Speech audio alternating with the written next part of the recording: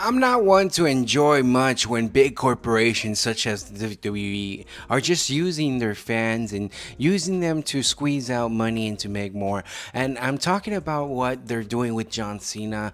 It all started pretty much with a big announcement. Yes, it was made by The Rock with the ever so often ambiguous endings of what it means to be a wrestler, what it means to be in Hollywood.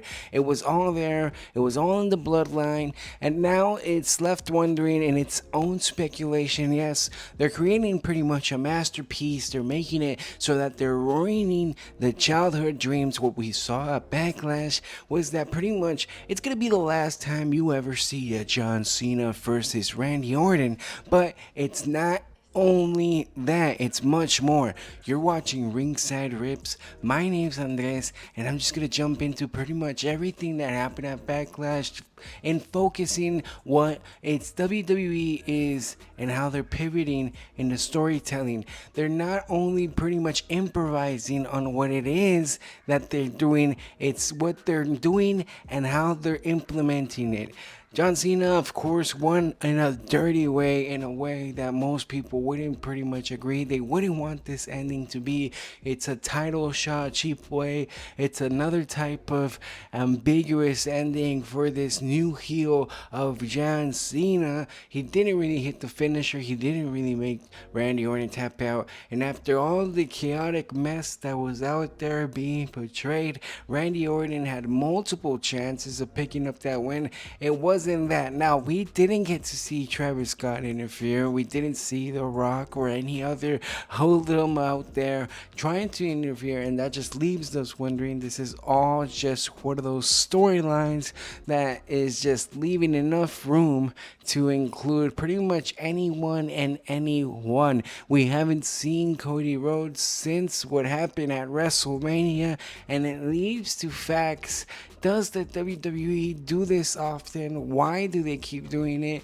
And are the fans just something to be played with? Yes, they know they can get the money out. They know that John Cena, Randy Orton, pretty much anyone they keep on putting against John Cena will be a big ticket seller. And we're all expecting, of course, Cody Rhodes to come back. They're probably going to squeeze that out, make that extension. We're not going to see him until Survivor Series, maybe SummerSlam. It could be any of those shows, big time shows, of course, but we're having to keep track of what's going to happen in this John Cena train because so far the WWE hasn't really written a script out. They haven't really implemented what they're doing, and they're just using their fans. They're really just pretty much exclaiming all the things that they can be possibly doing, and they're all established. Now, let's take a quick look into what they've done with the United States title, what they've done with the Jacob Fatu,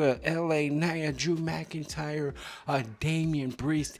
It was a beautiful way for us not to get a repetition match, not for us to get the same match over again, by us seeing a fatal four way, by us seeing a way that Drew McIntyre and Damian Priest can continue off that rivalry between themselves, and having again LA Knight being contingency for that United States title. It was Jacob Fatu that walks away with the win, but at what cost? Now we have Solo Sikoa bringing in a new person, a new Samoan, a new Hawaiian, Guam, whatever you want to call him, but he's part of the bloodline, he's part of the new stakes, and he's part of the new wave of WWE signees that have been introduced. And this is a new fraction. This is a new thing we've been seeing.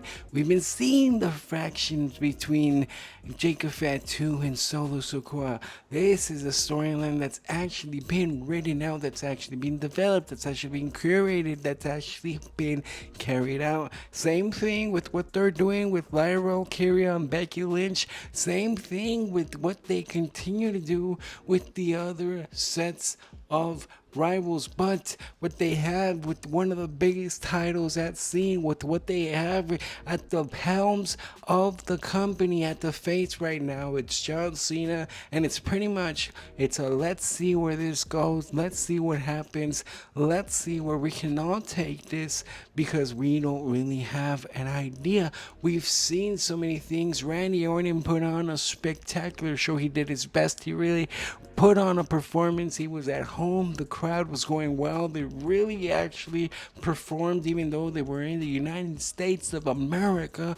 And for that being, they always say that they're not really there when it's the crowd at home, but they actually performed. They were there the whole time. We were all expecting pretty much Randy to win because we kept seeing the opportunities be there, but the storyline is John Cena is going to continue to be heel. He's going to continue to be this bad force of nature, this champion that is no longer here. It's the last time that he was ever seen in St. Louis, Missouri. It's the last time we probably ever see a Randy Orton against a John Cena, and we need to sink that in because that's a deep hurt. That's something of childhood dreams. That's something that I want to keep in touch with.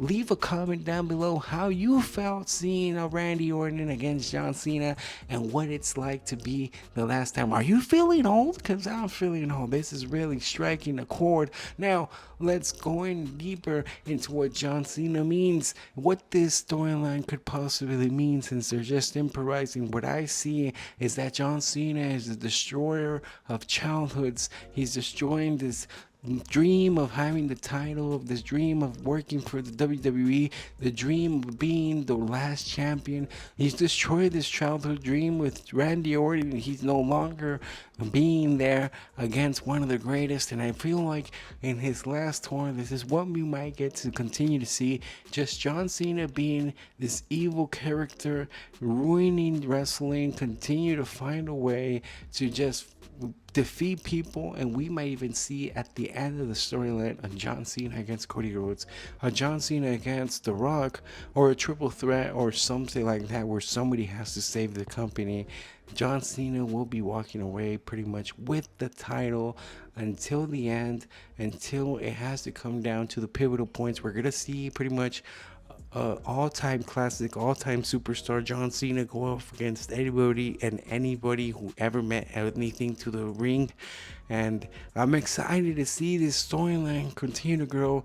I'm questioning what Travis Scott, what The Rock ever meant in this whole storyline, how they'll be intertwined, because so far it does feel like it's up in the air. It does feel like the WWE just continues to use the stardom, the fans, just continues to be able to throw things into the air and tries to make whatever happens work. But in the end, are they just using the fans, or are the fans actually enjoying the product? Are they actually invested into what John Cena is doing? Are they not questioning what The Rock is ever doing? I mean, The Rock is out there doing his movies, he's doing his thing, he's the main boss, the main character, the final boss, and we're just wondering, will he be actually coming back? Will Travis Scott be taking his wrestling classes and putting it into the ring?